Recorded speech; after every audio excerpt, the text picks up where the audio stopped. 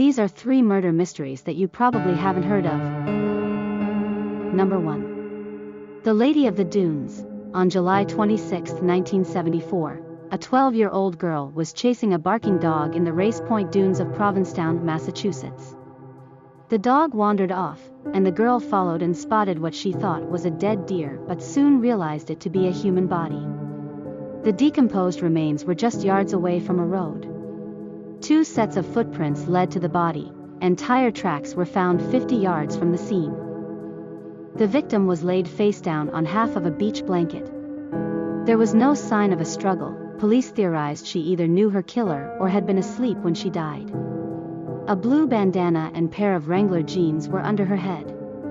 Police determined the woman was approximately 5 feet 6 inches tall, weighed 145 pounds, and had an athletic build.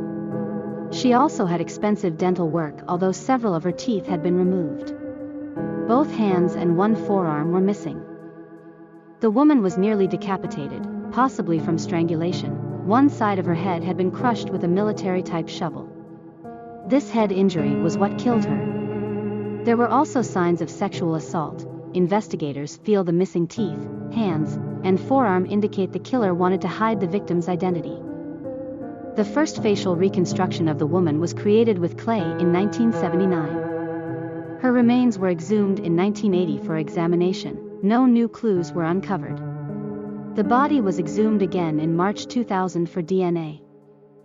In August 2015, speculation arose that the woman may have been an extra in the 1975 film Jaws, which had been shot on Martha's Vineyard, about 100 miles south of the place her body was found. Joe Hill, the son of horror author Stephen King, brought this to police attention after watching the film's 4th of July beach scene. Hill spotted a woman in the crowd wearing a blue bandana and jeans, similar to those found with the body. In 1981, investigators learned a woman who resembled the victim was seen with mobster Whitey Bulger around the time the woman presumably died. Bulger was known for removing his victims' teeth. A link to Bulger has not been proven, and he was murdered in prison in 2018. Murderer Haddon Clark confessed to the murder. Authorities say Clark suffers from paranoid schizophrenia, a condition which may lead someone to confess falsely to crimes. To this day, the identities of the Lady of the Dunes and her killer remain unknown. Number 2. The man in room 1046. On January 5, 1935, a man who had given his name as Roland T. Owen died at a hospital in Kansas City, Missouri, from beating and stabbing injuries. His death was preceded by a 2-day stay in room 1046 at the Hotel President. The man's true identity remained unknown for 1.5 years until an Alabama woman identified him as her son Artemus Ogletree. She said he had left his home in 1934 at the age of 17 to hitchhike to California. Early on the afternoon of January 2, 1935, Ogletree walked into the Hotel President and asked for an interior room several floors up, giving his name as Roland T. Owen, with a Los Angeles address. Staff remembered him as dressed well and wearing a dark overcoat. He brought no bags with him. Ogletree paid for 1 night. The staff noted that in addition to a visible scar on his temple, he had cauliflower ear, and concluded he was probably a boxer or professional wrestler. Mary Soptic, one of the hotel maids, went to room 1046 around 10:30. The door was locked, but when she opened it with her own key, Ogletree was sitting in the dark. The phone rang and he answered it. "No, Dawn, I don't want to eat. I am not hungry. I just had breakfast," he said. Still holding the phone, Ogletree asked Soptic about her job as she cleaned. After which she finished cleaning and left. At 4 p.m., Soptic returned with fresh towels. Inside room 1046, she could hear 2 men talking, so she knocked. A voice asked who it was. She responded that she had brought fresh towels, to which the voice said, "We don't need any." Yet Soptic knew there were no towels in the room. The next day, a hotel operator noticed a light indicating that the phone at room 1046 was off the hook. A bellboy was sent to the room to see what was going on. The "Do Not Disturb" sign remained on the knob. He had a key, and after his knocks drew no response. He opened the door and found Ogletree on his knees and elbows 2 feet away, his head bloodied. The hotel manager called the police. They were joined by a doctor from the Kansas City General Hospital. Ogletree had been bound with cord around his neck, wrists, and ankles. His neck's bruisings suggested someone had been attempting to strangle him. He had been stabbed more than once in the chest above the heart. One of these wounds had punctured his lung. Blows to his head had left him with a skull fracture on the right side. When the police asked him who had done this to him, "Nobody," Ogletree answered. Asked, then, what had caused these injuries, he said he had fallen and hit his head on the bathtub. The doctor asked if he had been trying to kill himself. After saying no, Ogletree lost consciousness and was taken to the hospital. He was completely comatose by the time he arrived and died shortly after midnight. In 1937, the New York City police arrested a man named Joseph Martin on a murder charge, after he had killed a man he shared a room with and put the body in a trunk to be shipped to Memphis. Among the several aliases he was found to have used was Donald Kelso. No charges were filed against the man for the Ogletree case, and the police kept the case open. The files show that different detectives reviewed the case every few years through the 1950s.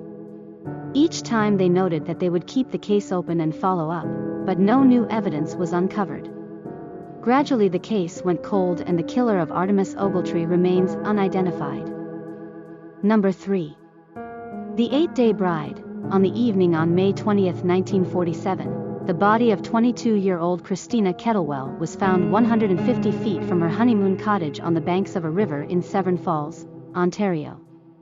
8 days earlier, Christina eloped with Jack Kettlewell, after knowing each other for 3 years. Ronald Berry was Jack's best friend. It's said that Jack, Christina, and Ronald spent an inordinate amount of time together. Following the elopement, the Kettlewells spent the next few days at an apartment in Toronto.